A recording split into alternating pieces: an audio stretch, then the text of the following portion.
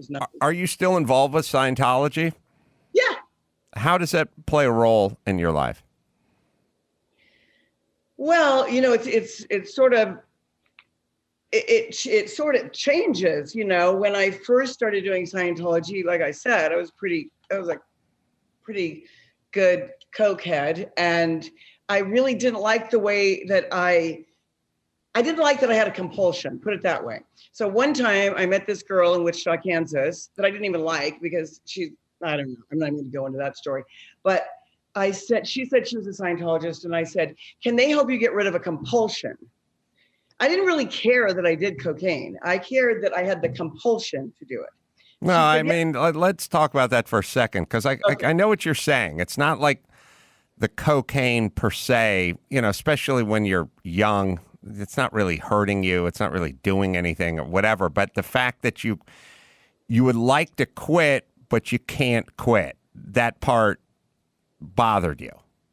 Yeah, the thing that bothered me, I'd snort so much coke that then my heart would start palpitating, and then I'd be sitting there ready to go out on a date, and I'd snorting coke, and then I'm feeling my pulse, and then I'd go like, I'm dying. Oh my God, I'm going to die. And then I'd become religious, and I go, oh my God, don't let me die. If you don't let me die, then I won't do any more coke. I swear to God. Boom. Then it would smooth out. And then I'd go out and I'd be like fine for 3 or 4 hours, and I'd snort too much coke, and I'd be like, oh my God. So I didn't understand why a person like me, who I made it through high school and college without ever doing a drug.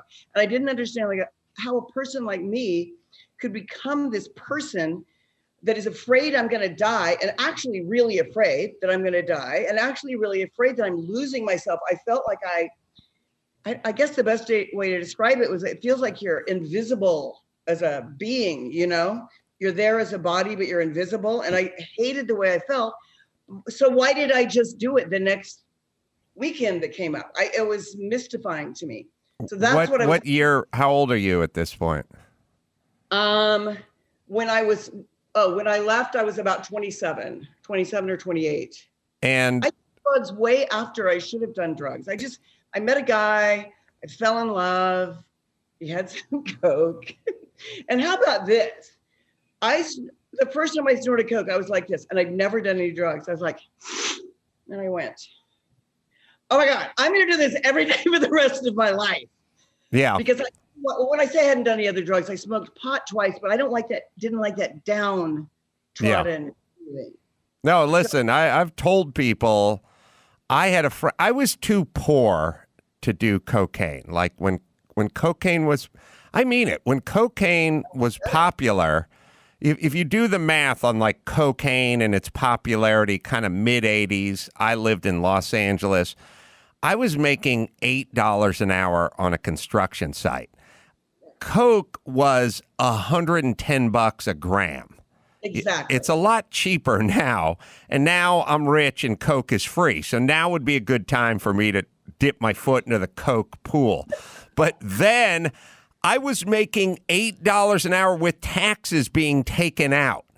A gram of cocaine was a day and a half's work for me after taxes.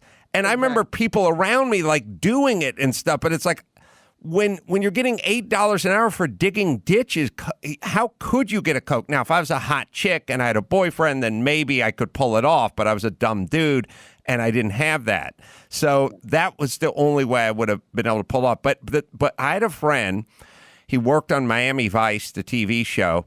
He came back to LA in the 80s.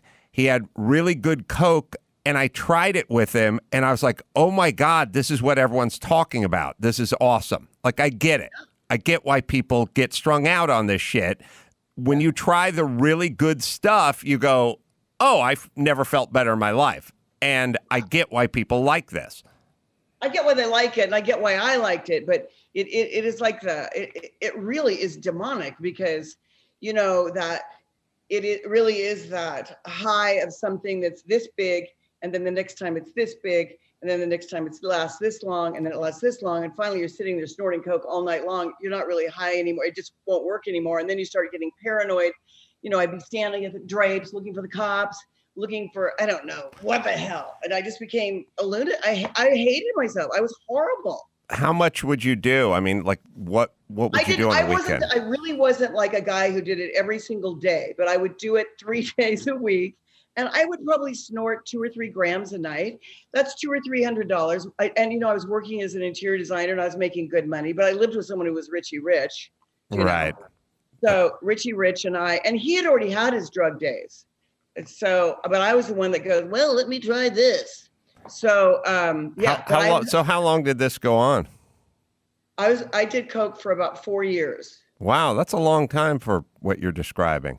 Yeah, but I really did go insane. When people say like, even then, I remember I was nuts. I said to my mom and dad, they're the straightest people in the world. And I said, oh, just so you know, do you guys want to, oh God, would you guys like to try some coke? And my dad and mom were like, what? And I go, cocaine. Like, would you like to do it? And they go, we don't even know what you're talking about. I go, cocaine, it's a drug. Well, are drugs good? I go, well, this one is. This one would make you feel really good. This is something you might like. I can't even believe the things that I did or said. I'm just nuts. So what, in this period, what are you doing? Are you working as an interior designer? Yes. You have a rich boyfriend who's older and past his drug prime. No, he's only a couple of years older. But look, like I said, I didn't do drugs in high school or college. Right. So when I didn't start doing drugs until I was 24. I'm a late bloomer in everything. So now you feel like this thing has a grip on you. It did. And you don't like the idea of walking around with something that has sort of dominion over you, right? I didn't. And also, when I say this, I really want people to understand, not people, you. I was insane. I knew I had made myself insane by doing this drug. I didn't start out a lunatic. Midway through and at the end, I was a lunatic. I couldn't, sometimes I would feel uncomfortable in my own skin. I couldn't be anywhere sometimes. I made myself nuts, seriously. I made myself insane. And so and because I knew the difference and because I knew that I was the one that did it, I thought if I'm the one that did it, I can undo it. Mm-hmm. So where does Scientology then enter your life? Well, that was the girl. Okay, so when I lived with this guy, Jake, who was a very cool guy, but he was Richie Rich, right? Anyway, so his friend, who I'd also sort of been to high school with, but I didn't really like her, came into town to visit him. And I was sort of being a smart ass. And I was like, so I hear you're a Scientologist. And she goes, yeah, I am. And, she's being real upbeat and I'm being a douche. And I said, so let me just ask you one question. Is that something that could help me get rid of the compulsion to do cocaine? And she said, yeah, it really is. And I said, well, why don't you send me a book? So she sent me a book. I liked what it said. It described me. It described my kind of crazy that I didn't want. It wasn't good crazy. So it described it. So I actually packed up, but listen to this. Oh my God. And I was on my way to LA to do Scientology. There wasn't Scientology in Kansas. And, to drive to LA takes 2 days, but it took me 26 days because I had to score cocaine everywhere across the whole fucking country. And if I had to backtrack 500 or 600 miles, it didn't matter. So you just drove like the cocaine route from Wichita to Los Angeles. Yeah, but the cocaine route looked a little bit like, oh, I'm in Denver getting coke. Oh yeah, but someone in Hayes, Kansas has coke. And then, oh, boom, boom, I'm almost in Tahoe. And the weirdest thing happened when I was in Tahoe. Oh my God. So it was snowing, literally. I was literally snow blind from snorting so much coke. And it was, you couldn't see. Everything was just a whiteout. So I pull into, I don't know, some fancy hotel. It's not in Reno. Was it Reno or Tahoe? Who knows? Tahoe, probably. I pull in and a person opens the door and they go, Kirstie Alley. Now, I wasn't an actress. No one knew who the hell I was. And I thought maybe the FBI was waiting for me or something, And this guy, I go, what? And he goes, Kirstie Alley, I went to junior high school with you. Wow. I got to get to LA. I got to get to LA because this is the kind of shit that's going to get me in a lot of trouble.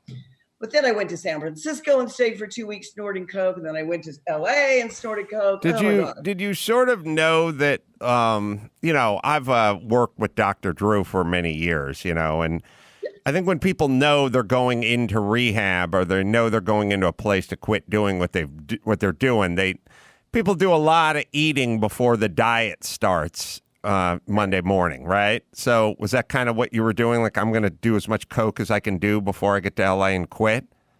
It was a little bit like that. I had taken on this new boyfriend, the boyfriend, the rich boyfriend I broke up with before I left, and I'd taken on this new boyfriend who liked to do heroin, and I didn't even know anything. I'd never seen heroin. I didn't know anything about heroin. I never did heroin, but I remember being at Manhattan Beach, and I had snorted coke, and then he was chasing the dragon, and I'm like, what is this?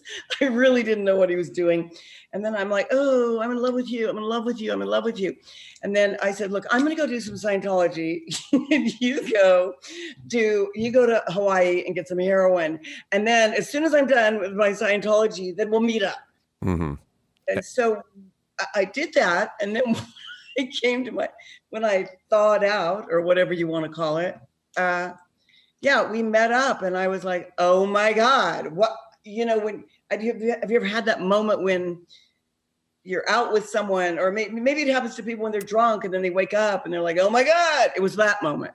You couldn't believe you're with him. I'm laughing to myself because I'm thinking about someone leaving Wichita, Kansas to come to LA to stop doing coke in the 80s. Like, the whole story is the little girl grows up in Wichita, Kansas, comes to L.A. and starts doing coke. Not comes to L.A. to stop doing coke from Wichita. But so what year is this approximately? This is 1979. Oh, we haven't even got to the 80s yet. No, we haven't gotten to the 80s, because in the 80s, I didn't do any drugs. It was sort of people have asked me about Scientology before, my own personal story. But honestly, when I did Scientology for 2 weeks, and I never wanted to do a drug again. Really? I know that's not like everybody in the universe does that, but literally you could have put a mountain of cocaine in front of me and I would have fire hosed it down. I had zero interest. I went back to being exactly like I was before I ever tried a drug. I always thought drugs were stupid. Why would you do them? I don't want to screw myself up and stuff. So that was a pretty major thing in my life. And I didn't go to LA to be an actor, but after I thawed out, I thought, it sort of rehabilitated my goals that had long been buried. And so then I thought, I'd like to try being an actress. I mean, why not? I can't do anything else except decorate. What was the protocol? Like, did you just walk into the Celebrity Center over there on Franklin, I guess? Or yeah. No, I didn't go into Celebrity Center. There's things in Scientology called it's a field group. So it's like a private delivery of Scientology services. And I went there because that's where Anne, the girl that came to Wichita that knew my boyfriend, told me to go. So I went there. What is the protocol today? Like, is it something you participate in daily? No, I don't participate in it daily, but now it's sort of based, it's an example would be like, if you want to do a course, let's say there's something that you feel needs to change in you and you want to change that thing. And then, let's say you're a bad communicator. There's a course on communication. So you go in and do a course on communication. Scientology always felt like to me like college meets religion. So and the religion of it is just really getting you to go back to being some kind of analytical thinker instead of a reactive machine or whatever you become when you, not just with drugs, but with other drugs is a good example though, because that's an obvious one,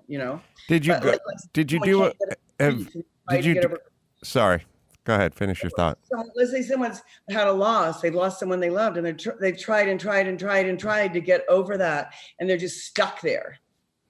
That's something Scientology could help. Did you go to events and things where you see a Tom Cruise or John Travolta or any of those types there? Of course. If they happen to be there, it's not like, I know people go like, oh, you know so-and-so, don't you? And I go, no, who is that? Well, they're a Scientologist. I go, there's millions of Scientologists. I know John and Tom like you know John and Tom. I worked with John before I was a Scientologist. I actually met Tom through Mimi Rogers, his first wife, right, who was my roommate. Oh, really? Yeah. In LA, obviously. In LA. Where'd you guys live in LA? We lived in Studio City. Oh, really? Well, I'm from North Hollywood. So where in Studio City did you guys live? We lived on the corner, almost like Sepulveda and was it Hazeltine or something? There's these apartments. There's sort of it's kind of your borderline Van Nuys, Sherman Oaks. Yeah, but you don't say that. Yeah, you don't say it. You say Studio City. That's right. My mom's house, her neighborhood got so shitty that they changed it from North Hollywood to Valley Village because North Hollywood had a little stink of failure on the name. So you get into acting and you're good at it. I mean, you're a really strong comedic actress. I mean, Emmys and Golden Globes, like for someone who didn't really do it in high school or college, you had a real knack for it. Well, I like I said, I'm not even kidding when I say I really don't know how to do anything else. I know how to do interior design and I think that I learned how to act. Let's say that. Did you study? Did you treat it like a craft? Did you? No. It's just in you. Look, no, I'll tell you when I feel really humiliated. Because, I'll watch the Actors Studio and I hear actors talking and they've worked at their craft and they call it their craft. And I have nothing in common with them. And it makes me feel like if I was ever going to be on the Actors Studio, which I think I was invited to be, but I don't know what I was doing. Other than that, I feel like I would be a total disappointment because I like acting just because I like it. I think it's super fun and I think it's interesting and it makes it makes my life happy, especially when I do comedy. You probably know that.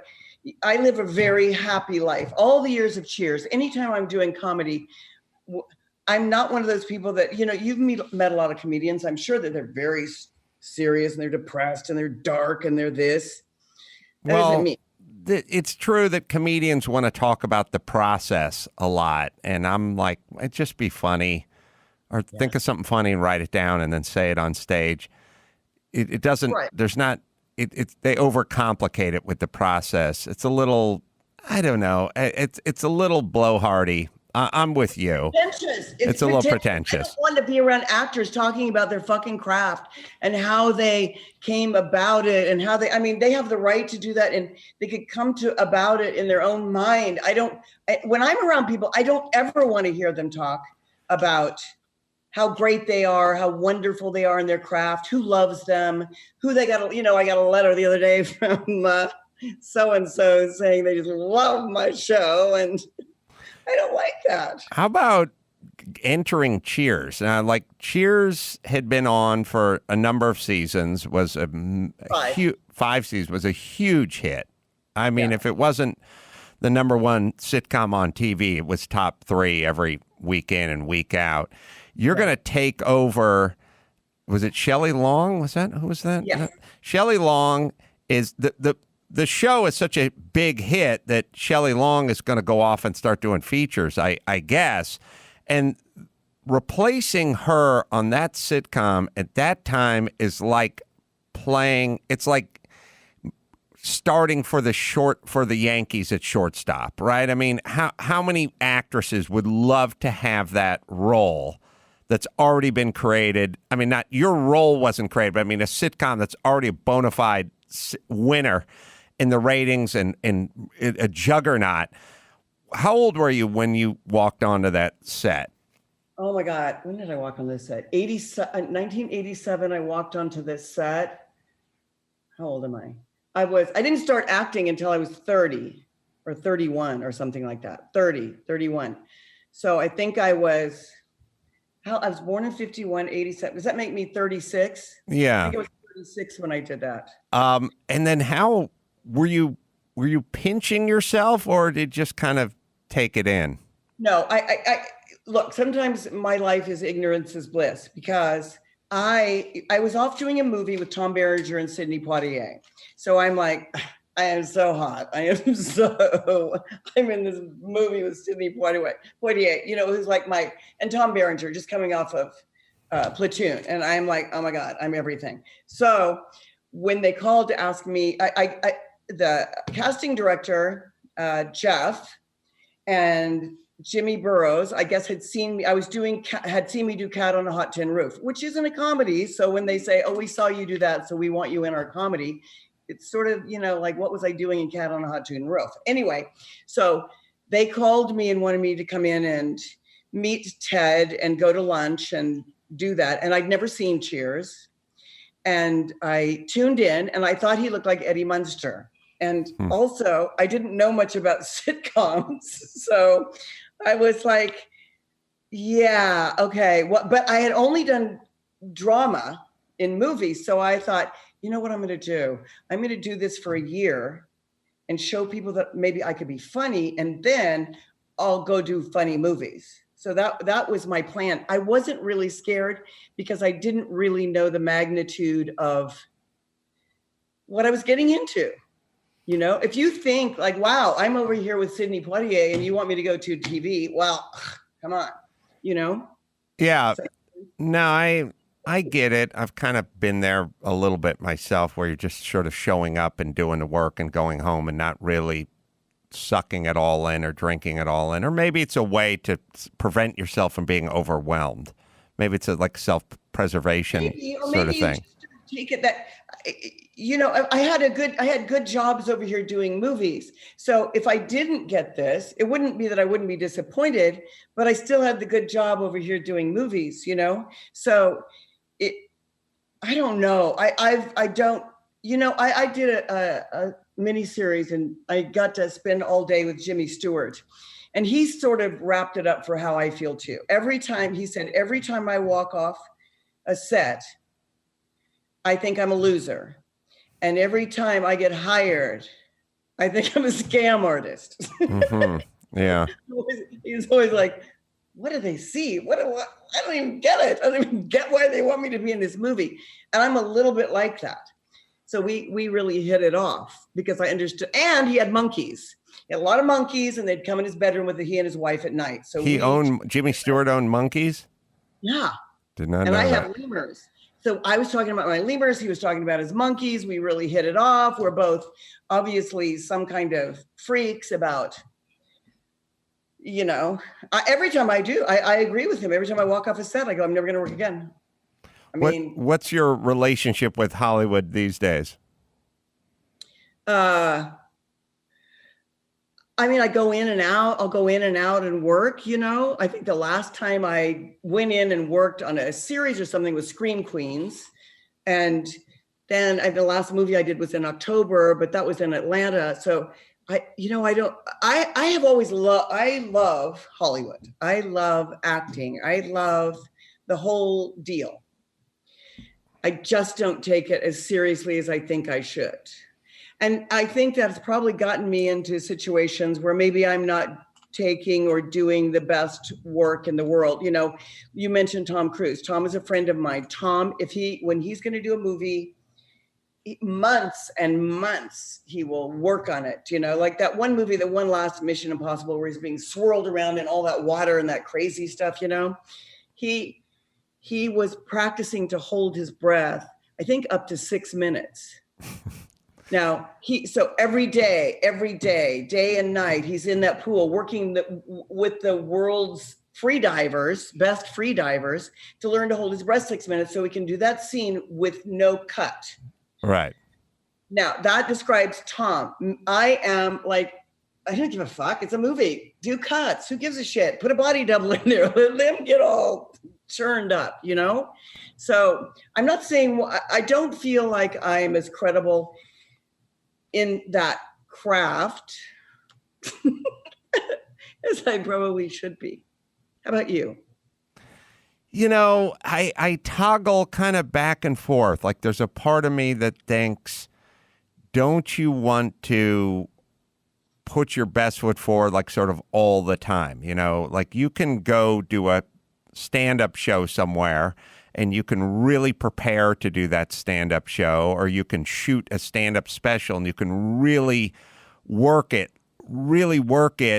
And then there's another part that kind of goes, well, if you're taking this creative thing and you're kind of turning it into boot camp in a business, and you're back in the 9th grade and you want to get an A on your oral report, then are you kind of defeating the purpose? And, I think of sports. I think about the guys who had the Hall of Fame careers because they worked so hard during the off season. And then I thought about the guys that wanted to party during the off season and not treat it like it was their entire life. And then sort of who's the joke on? Like I was watching the movie Rush the other day, the Ron Howard movie about Niki Lauda, the F1 racer, and James Hunt. And James Hunt was the freewheeling blonde playboy guy. And he was like, Niki, the sum of life isn't to keep working for next year. It's to have fun. Like I just won the championship. I want to party. I want to get laid. I want to travel, And I think the answer is they're both right. Niki Lauda and Tom Cruise are both right. And on one side of the aisle, and you and James Hunt are right on the other side of the aisle too. And so I think then I balance. I think it's about balance. I think it's about saying I don't have to constantly drill and work and rehearse, because all it does, what happens is you do a project, or there's a race season or a football season or whatever it is, and you're either in the season or you're practicing for the next season, and then you blink your eyes and you spent your whole life basically just rehearsing or playing. But right. Or practicing or playing. I would say, you treat it like a diet. It's like you try to have a general nutrition and you try to get some exercise, but have your cheat days. Well, that's never been successful for me, as we know. Well, how is that going for you? Because I know famously that was a big deal for you, the weight and the Weight Watchers and all that stuff. Look, if I would say, like, how would I like to live my life? I would like to be the best I can be and the happiest I can be with the littlest effort. Right. So my whole life, I stayed skinny and fit without doing very much, and that's the way I liked it. And then when I turned I think I was about 53, the fucking party was over, because I've always eaten a lot of food. If I wanted spaghetti, I wasn't having a cup of spaghetti, Right. 5 cups of spaghetti, and I could do it till I was 53. So I got a free ride till I was 53. Then it became like, oh my God, this is, I don't know. Then it was foreign to me in a way, and I had to work at it. And it's not like I'm not trying to portray myself as someone who doesn't work hard. Mm-hmm. We sound like it. I sort of would rather not, though, if I don't have to, like you said, I won some awards, and I did sort of put my nose to the grindstone and work harder. Or if it was with a drama, yeah, I'm in there. I'm learning my lines better. But I'm not off, I'm not off researching my character, for 6 months before I do it. And then when I see certain people who do that, and they turn in this insanely brilliant performance, then I'm like, I need to go off and research my characters. Well, yeah. So can I circling back to food for a second? Because all right. I feel you. I feel you. What ends up, I'll speak personally. Okay. What ends up happening is your metabolism is good enough to take care of not getting fat. So you just kind of eat what you want, you do what you want, that's it. Then at a certain point, you wake up and you realize, if you just keep eating and doing what you were doing, you will start getting fat. So then you say, all right, I got to put a little effort in now. I got to work out a little bit harder. I got to do this. I got to do that. And you start doing it and you realize, I have to do that just to stay even now. It's not like I'm going to get in shape or I'm going to cut a bunch of weight. No, I have to work out just to not get fat. It's not like, it's not like you look great at the beach. And then you start thinking about food a lot, because now you're starting to like count calories and calories in and calories out. And now you find yourself thinking about food all day. And anytime you start thinking about something all day, it doesn't really work. The best way, when I was young, I'd just leave the house and I'd just be gone all day, and I wouldn't think about food. I'd just eat when I get home. Now, like, I'm at home and I'm always thinking, like, okay, don't eat this, eat that.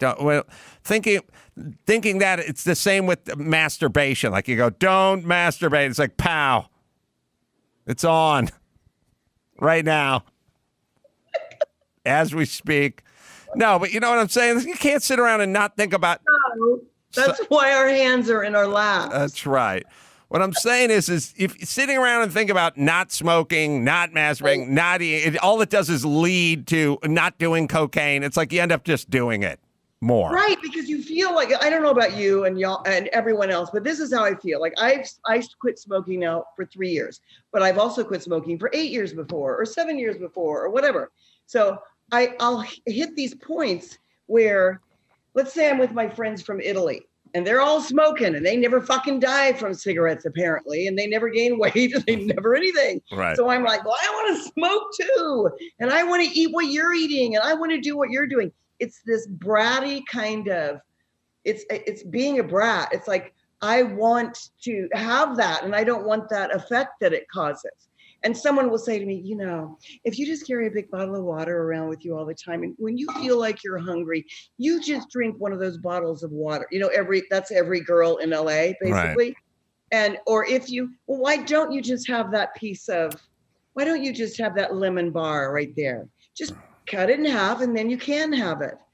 But there's this like thing that will be like, I don't want to have the lemon bar. I want the same kind of lemon bar that I had when I grew up. I want 5 lemon bars and still be skinny and hot. Yeah. I know. Isn't it this urge to have, and some people say like, well, that's really not true. When you get older, your metabolism really doesn't change that much. So what did happen to me? So I'm walking along doing the same, eating everything and doing everything and blah, blah, blah. And then I'm 53. And I guess I'm lucky that I made it that far too.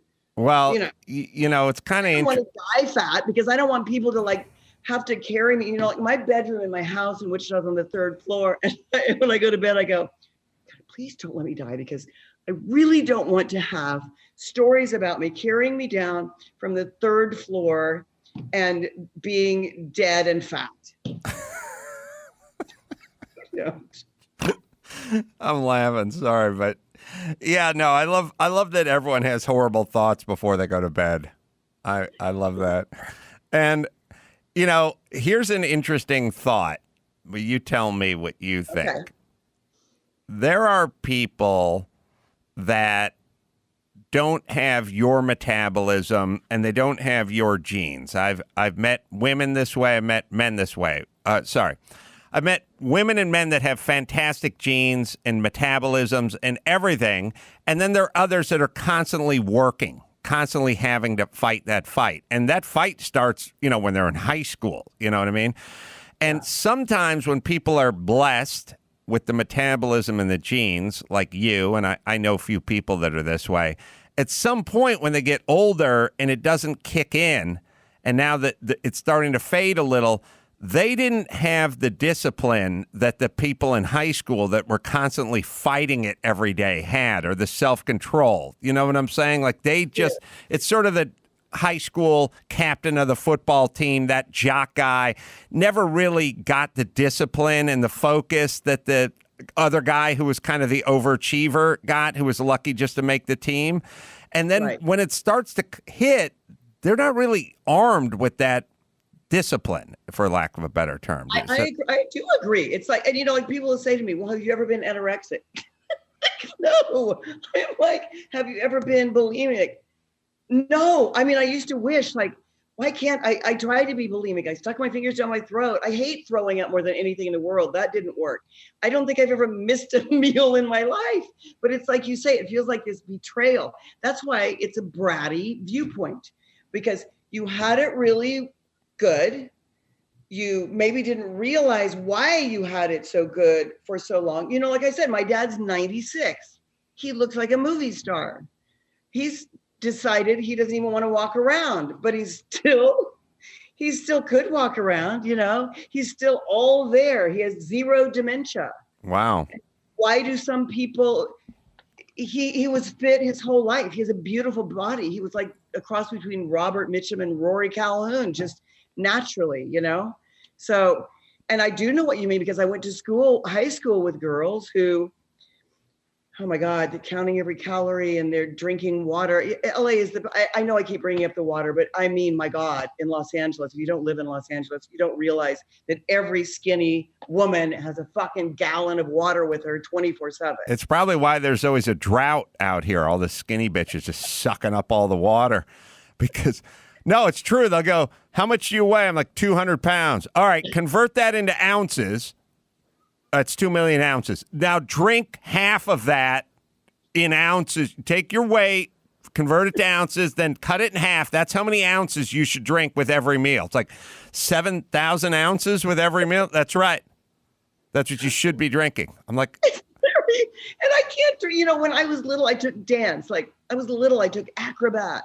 And then when, you know, I messed around being a ballerina, which I was, of course, a dilettante ballerina. I knew you could dance. No, I couldn't dance. I wanted to be a ballerina without having to do any work to, you know, training. But the ballet teacher would say, do not ever drink water.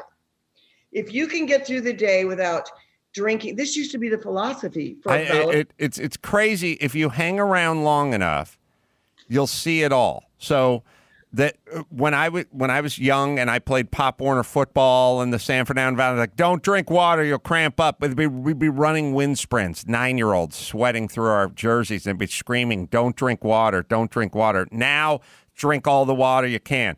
Which is it? It's the same way with dancers. It's like, don't drink any water, smoke a million cigarettes. Are you eating? What the fuck are you doing eating? Stop eating. So now it's like, you know, now how much water am I supposed to drink? And then I will go, you know what? I'm going to be temperate. I'm just going to be temperate. How much water sounds normal to me? Well, I think I'll have 8 fluid ounces of water, 8 glasses a day, because that's what I've been raised, you know, to believe is right. But that isn't what the skinny girls do. I guarantee you. Well, I want to talk. I know you lost your mother fairly early. 1981 car accident. I want to get into that. I got many more things to get into with you, but first let me hit Geico here. Right now, Geico is offering an extra 15% off on credit on car, motorcycle, and RV policies. That's 15% on top of the money Geico could already be saving you if you were going with Geico. Never been a better time to switch to Geico and save an extra 15% when you switch by October 7th. So visit geico.com and learn more at geico.com and save that 15%. By the way, Kirstie's going to have a podcast coming soon, and should we direct people to your Twitter to keep an eye out for that? Yeah, I'm only really on Twitter, but yes, that's a good idea. Kirstie Alley is where you go on Twitter, and then she'll tell you when her podcast is coming out in September, I think. Yeah, Mike August, that is, said you had a lot of thoughts about a lot of stuff. I have too many thoughts about too many. I've become like this, like raging radical, like some kind of angry beast, I would say. It's weird. When I was a kid, I felt like everyone mellowed out when they got older, but it doesn't appear to be happening. But I do notice that the men are mellowing out and the women seem to be getting crazier as the years wear on. And I think with men, it's the testosterone thing. Like when they're 25, they're all up into everything. They want to fuck and fight every night and everything. And then they get you see these guys at your high school reunion and they're so mellow once, the male pattern baldness kicks in, they put on a couple of pounds and they just kind of mellow right out. Women they're full of rage because you fucked us for so many years and we fucking hated it that we're like, God.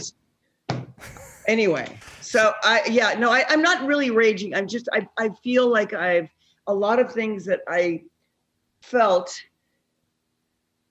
aren't following suit with what I've known. If you're talking about the political stuff that I was always a Democrat, but what I see now has nothing to do with being a Democrat. And so it's flipped my mind. I don't know what's happening, and I am trying to formulate thoughts and really put myself to the test. Am I a racist? Am I a Nazi? Am I this? Did I do this? I know the answer to those questions, and they're no, but you have to admit, it's sort of freaky now what's going on. So yeah, I have become more outspoken about things that I wasn't ever really outspoken about. Yeah. Well, it's an interesting time, because I've always been a Democrat as well, but the Democratic Party has gone so hard left that I just disagree with most all the stuff they're now talking about. And I've always just kind of cherry picked stuff. I like school choice. I think pot should be legal, pro-gay marriage. I like a border that we have control of. I'm into lowering the taxes and lowering the regulation in business, going out there and getting a good economy. I don't know. I know you have to find a slot. You have to go, well, that's a Republican thought, and then that's a Democratic thought, and then that's a Republican thought. I don't know why you need to do that. My feeling is you can be pro-gay marriage, Democrat, and pro-school choice, Republican. Why wouldn't everyone just have both those thoughts? I don't know, because I feel like thoughts and saying things have now become dangerous. Here's the thing I really don't like.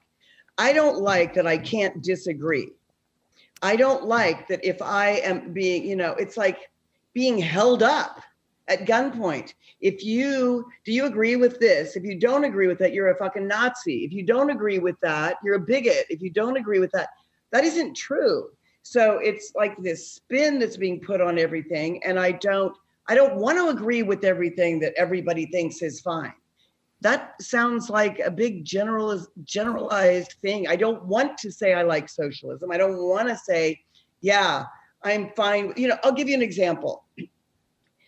I hope this is taken the right way. I feel like if someone's 22 or 23 and they decide that they're a man and they want to be a woman and they want to have operations to cut off their genitalia, I feel like, do I agree that that's a good thing? No, but they're 24, they can do what they want.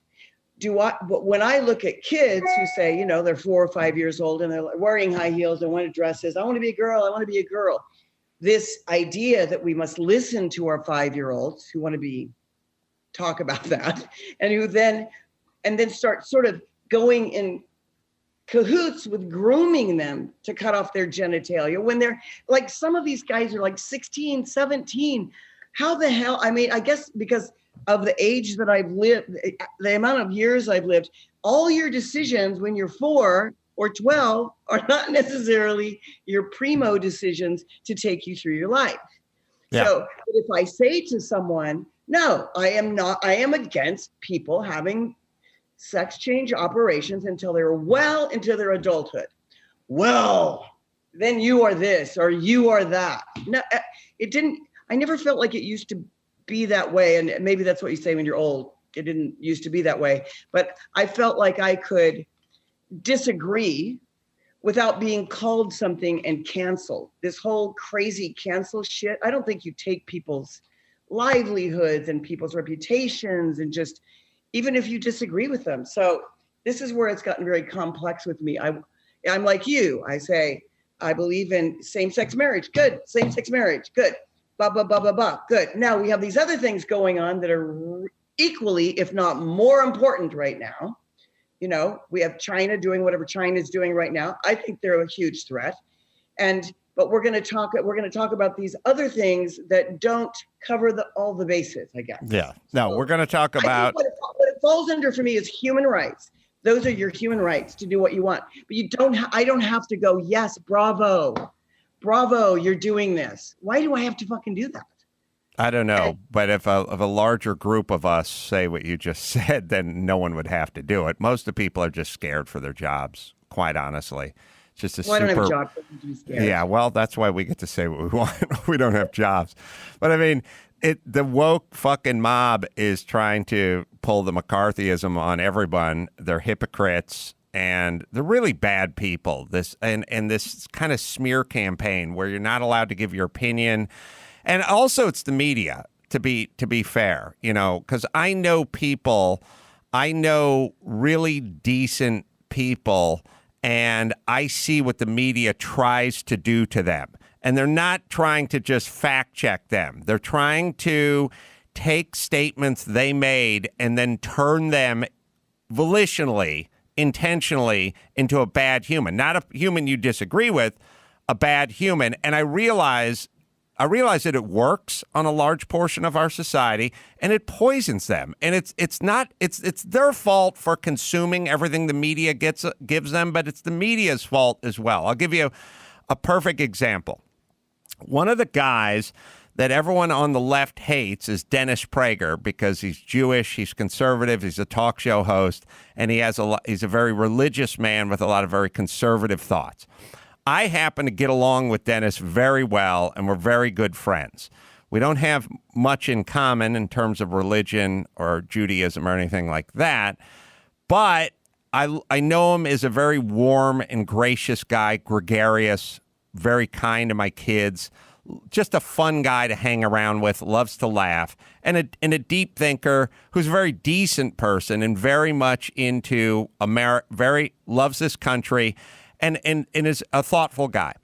Right. He will say things, and some of the things he'll say would be, for instance, if you're married to a man and that man is a good man and he's been with you for a long time and he's a good husband and he's a good father, if in fact you're not in the mood to have sex with him on any given night, go ahead and do it anyway. Essentially, you got a good guy. He's a man. He's horny. And, if in fact he's a good guy. Now, if he's a bad guy, don't do it. But if he's good, you can occasionally, not if you have a throbbing headache, but if you just you're not really in the mood, but he's really in the mood, just go ahead.